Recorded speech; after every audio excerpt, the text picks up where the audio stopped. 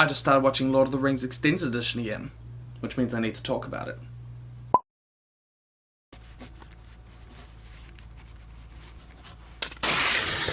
Tolkien is famed for saying, "I cordially dislike allegory in all its manifestations, and have always done so since I grew old and weary enough to detect its presence.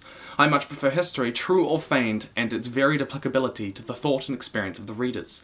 I think many confuse applicability with allegory, but the one resides in the freedom of the reader, and the other in the purpose domination of the author." Holy crap! And as much as I would love to unpack and analyse everything that he said in that, I'm just using that as a demonstration that while he resisted allegory, he was definitely influenced by things like his Catholic faith and his view on the fall of man and the nature of evil. The world of Middle-earth is one that is correlated by polarities between good and evil, where water is representative of a powerful force for life, and fire is a destructive force for death, playing on the base nature of those elements. Now this has led to criticism of Tolkien's work that it is morally simplistic. That Sauron is in fact not really a person because he's purely defined by his desire to do evil, and likewise Aragorn is not a person because he's defined by little more than being a force for good. But I disagree, because Tolkien's moral complexity is far more subtle than, say, George R. R. Martin's or E.M. Forster.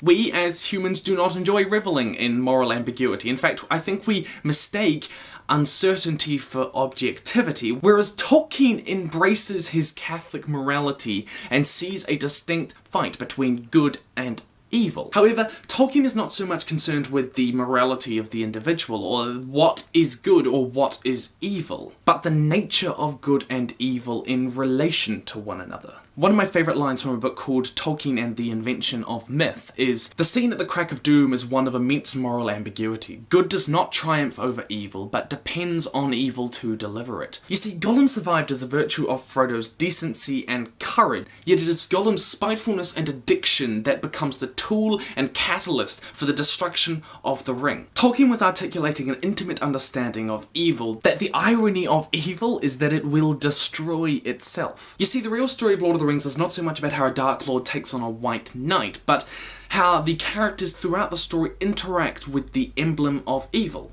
the One Ring. Gandalf rejects it, Aragorn resists it, Saruman is turned by it, Bilbo is addicted to it, Gollum is a slave to it, Galadriel is tempted by it, Denethor is driven mad, Boromir succumbs, and ultimately even Frodo, the paragon of good who was meant to resist it from the beginning to the end, is broken by it. When thinking about evil, Tolkien observed the weakness of all people to succumb to it, especially those with power, confronting us with the realization that actually the battle between good and evil does not take place on the battlefield, so much so as it takes place within the hearts of men. After all, the Battle of Morannon was just a distraction for Frodo and Gollum and Sam to actually destroy the ring. The Lord of the Rings reflects view on the fall of man, that evil is something innate to every person.